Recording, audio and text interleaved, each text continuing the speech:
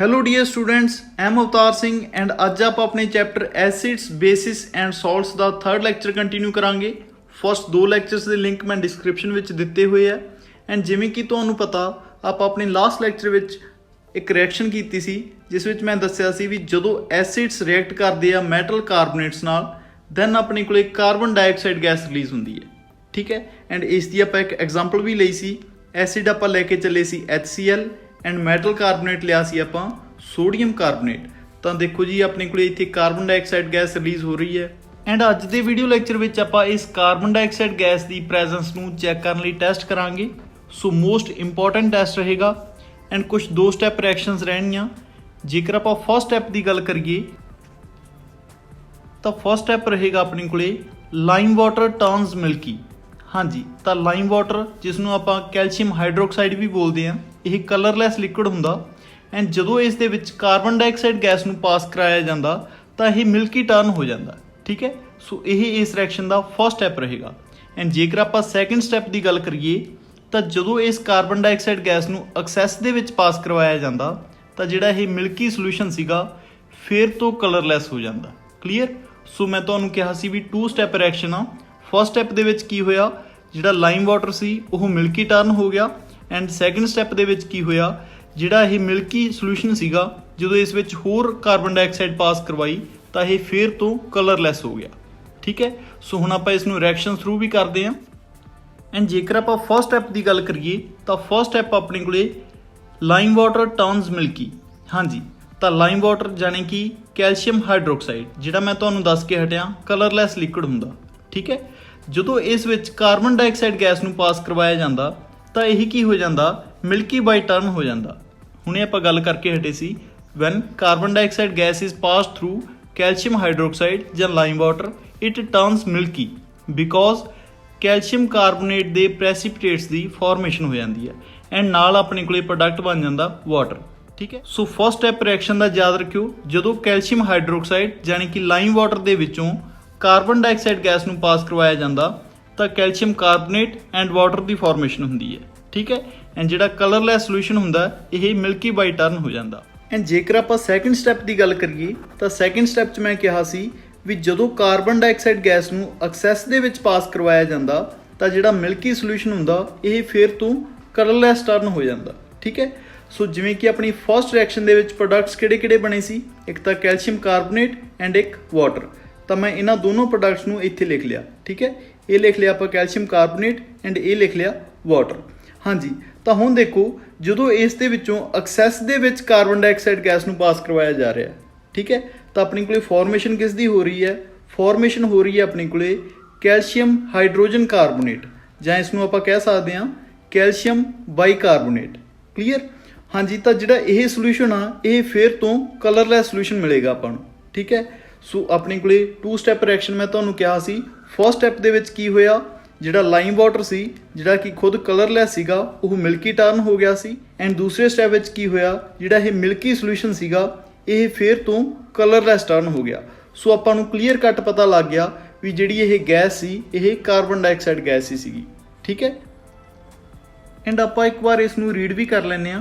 So when carbon dioxide gas is passed through calcium hydroxide ਜਾਂ lime water which is colorless, it turns milky due to the formation of white precipitate of calcium carbonate। ਤਾਂ ਆਪਾਂ last reaction ਵਿੱਚ ਵੀ ਇਦਾਂ ਹੀ ਲਿਖਿਆ ਸੀ ਵੀ ਜਿਹੜਾ ਇਹ calcium carbonate ਦੇ ਪ੍ਰੈਸਿਪਿਟੇਟਸ ਦੀ formation ਹੋ ਜਾਂਦੀ ਹੈ ਸੋ ਦੈਟਸ ਵਾਈ ਇਹ ਮਿਲਕੀ ਟਰਨ ਹੋ ਜਾਂਦਾ। ਠੀਕ ਹੈ, ਸੋ ਇੱਥੇ ਆਪਾਂ ਰਿਐਕਸ਼ਨ ਵੀ ਦਿੱਤੀ ਹੋਈ ਹੈ calcium hydroxide plus carbon dioxide and ਆਪਣੇ ਕੋਲ ਫਾਰਮੇਸ਼ਨ ਹੁੰਦੀ ਹੈ ਪ੍ਰੋਡਕਟਸ ਦੀ कैल्शियम कार्बोनेट एंड वाटर।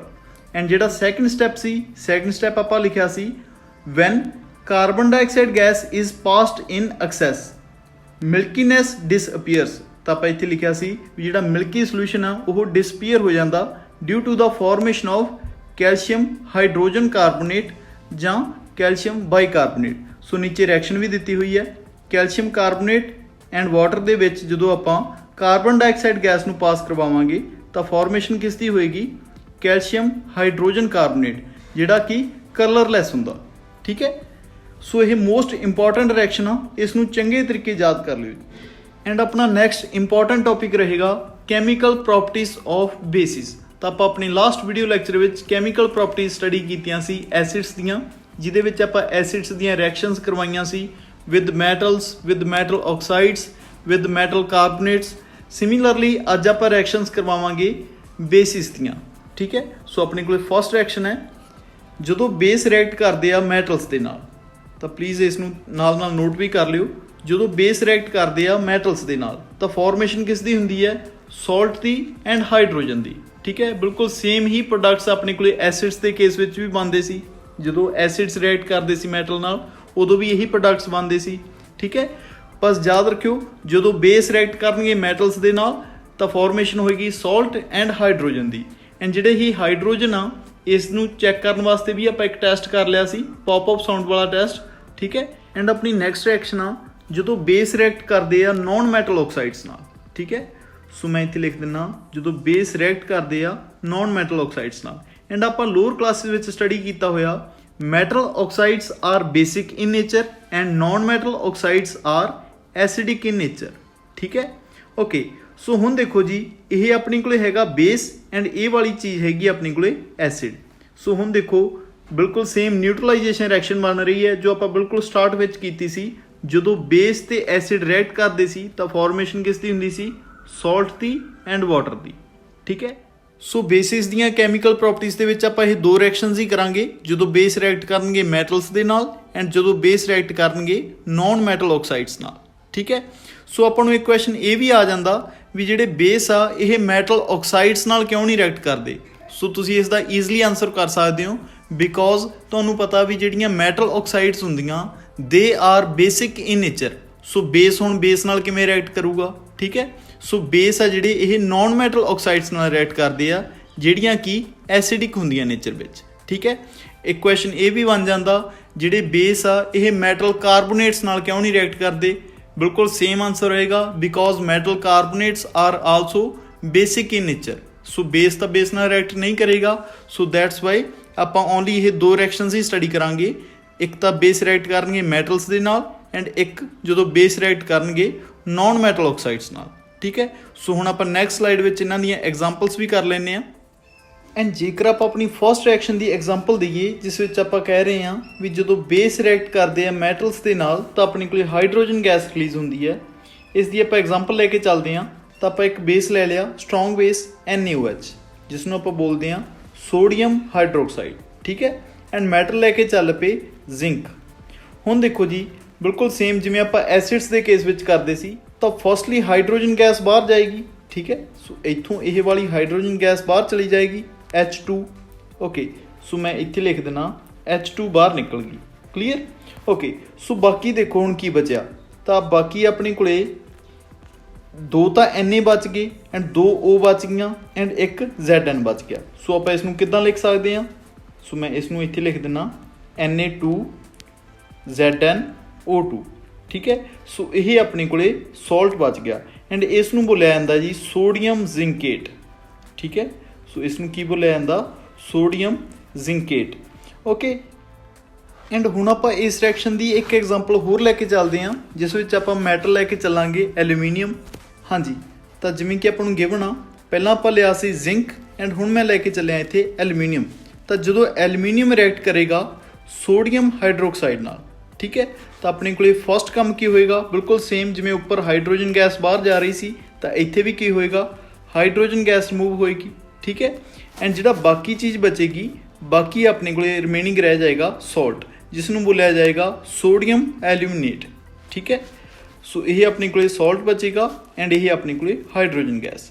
ਬਸ ਯਾਦ ਰੱਖਿਓ ਫਸਟ ਰਿਐਕਸ਼ਨ ਚੰਗੇ ਤਰੀਕੇ ਯਾਦ ਰੱਖ ਲਿਓ ਕਿਉਂਕਿ ਬੇਸਿਸ ਦੀਆਂ ਰਿਐਕਸ਼ਨਸ ਇੰਨੀਆਂ ਇੰਪੋਰਟੈਂਟ ਨਹੀਂ ਹੁੰਦੀਆਂ।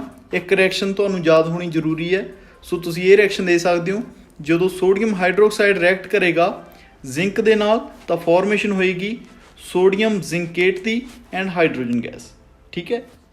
ਐਂਡ ਜੇਕਰ ਆਪਾਂ ਆਪਣੀ ਸੈਕਿੰਡ ਰਿਐਕਸ਼ਨ ਦੀਆਂ ਐਗਜ਼ਾਮਪਲਸ ਲੈ ਕੇ ਚੱਲੀਏ ਜਿਸ ਵਿੱਚ ਆਪਾਂ ਪੜ੍ਹਿਆ ਸੀ ਵੀ ਜਦੋਂ ਬੇਸ ਰਿਐਕਟ ਕਰਦੇ ਆ ਨੌਨ ਮੈਟਲ ਆਕਸਾਈਡਸ ਨਾਲ ਤਾਂ ਫਾਰਮੇਸ਼ਨ ਕਿਸ ਦੀ ਹੁੰਦੀ ਹੈ? ਸੋਲਟ ਦੀ ਐਂਡ ਵਾਟਰ ਦੀ। ਹਾਂਜੀ, ਤਾਂ ਆਪਣੇ ਕੋਲ ਫਸਟ ਰਿਐਕਸ਼ਨ ਗਿਵਨ ਹੈ calcium hydroxide plus carbon dioxide. ਤਾਂ ਇਸ ਵਿੱਚ ਆਪਾਂ ਬੇਸ ਲੈ ਕੇ ਚੱਲੇ ਹਾਂ ਕੈਲਸ਼ੀਅਮ ਹਾਈਡਰੋਕਸਾਈਡ ਯਾਨੀ ਕਿ lime water and non metal oxide ਕਿਹੜੀ ਲੈ ਕੇ ਚੱਲੇ ਹਾਂ? Carbon dioxide. So non metal oxides ਕਿਹੜੀਆਂ ਹੁੰਦੀਆਂ? ਸਿੰਪਲੀ ਜਿਨ੍ਹਾਂ ਨੌਨ ਮੈਟਲਸ ਦੇ ਨਾਲ ਆਕਸੀਜਨ ਲੱਗਿਆ ਹੋਇਆ ਹੁੰਦਾ।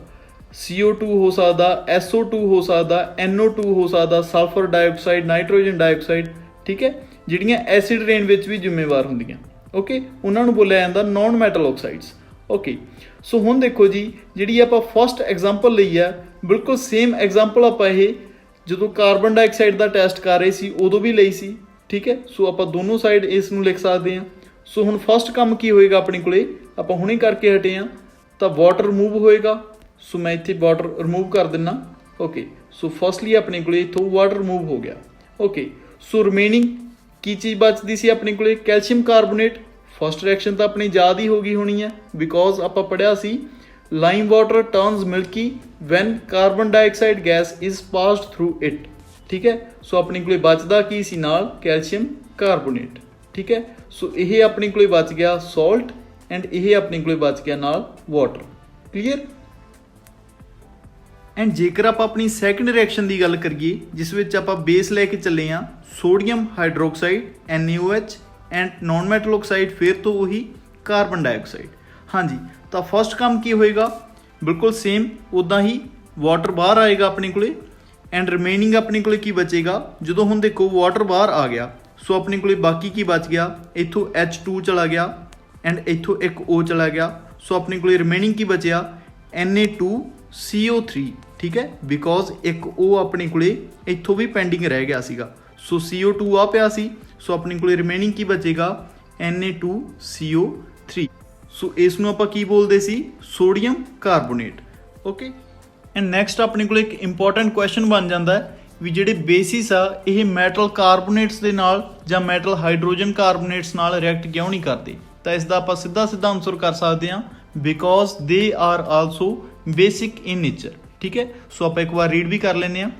ਹਾਂਜੀ, bases do not react with metal carbonates and metal hydrogen carbonates because they are also basic in nature। ठीक है, सो सिंपल ही आंसर आप यही लिखना भी they are also basic in nature। Clear? And last ਵਿੱਚ ਜੇਕਰ ਆਪਾਂ ਰਿਵੀਜ਼ਨ ਕਰੀਏ ਤਾਂ ਆਪਾਂ ਅੱਜ ਦੇ ਲੈਕਚਰ ਵਿੱਚੋਂ ਓਨਲੀ 5 ਰਿਐਕਸ਼ਨਸ ਹੀ ਆ ਜਿਹੜੀਆਂ ਯਾਦ ਰੱਖਣੀਆਂ। ਜਿਵੇਂ ਕਿ ਆਪਾਂ ਫਸਟ ਰਿਐਕਸ਼ਨ ਕੀਤੀ ਸੀ ਜਿਹਦੇ 'ਚ ਆਪਾਂ ਕਿਹਾ ਸੀ ਲਾਈਮ ਵਾਟਰ ਟਰਨਸ ਮਿਲਕੀ। ਹਾਂਜੀ, ਤਾਂ ਇਸ ਵਿੱਚ ਆਪਾਂ ਲਾਈਮ ਵਾਟਰ ਦੇ ਵਿੱਚ ਕਾਰਬਨ ਡਾਈਆਕਸਾਈਡ ਗੈਸ ਪਾਸ ਕਰਵਾਉਂਦੇ ਸੀ ਐਂਡ ਫਾਰਮੇਸ਼ਨ ਕਿਸ ਦੀ ਹੁੰਦੀ ਸੀ? Calcium carbonate and water the.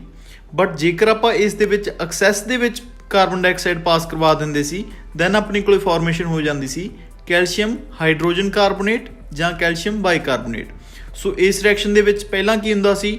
Lime water Milky turn ਹੋ ਜਾਂਦਾ ਸੀ ਐਂਡ ਜਦੋਂ ਆਪਾਂ ਐਕਸੈਸ ਦੇ ਵਿੱਚ ਪਾਸ ਕਰਵਾ ਦਿੰਦੇ ਸੀ, ਫਿਰ ਇਹ ਜਿਹੜਾ ਮਿਲਕੀ ਸੋਲੂਸ਼ਨ ਸੀ ਇਹ ਫਿਰ ਤੋਂ ਕਲਰਲੈਸ ਟਰਨ ਹੋ ਜਾਂਦਾ ਸੀ। ਠੀਕ ਹੈ, ਐਂਡ ਇਸ ਤੋਂ ਬਾਅਦ ਆਪਾਂ ਪੜ੍ਹੀ ਸੀ ਬੇਸ ਜਦੋਂ ਮੈਟਲਸ ਦੇ ਨਾਲ ਰਿਐਕਟ ਕਰਦੇ ਸੀ ਤਾਂ ਆਪਾਂ ਕਿਹਾ ਸੀ ਸੋਲਟ ਤੇ ਹਾਈਡਰੋਜਨ ਦੀ ਫਾਰਮੇਸ਼ਨ ਹੁੰਦੀ ਹੈ।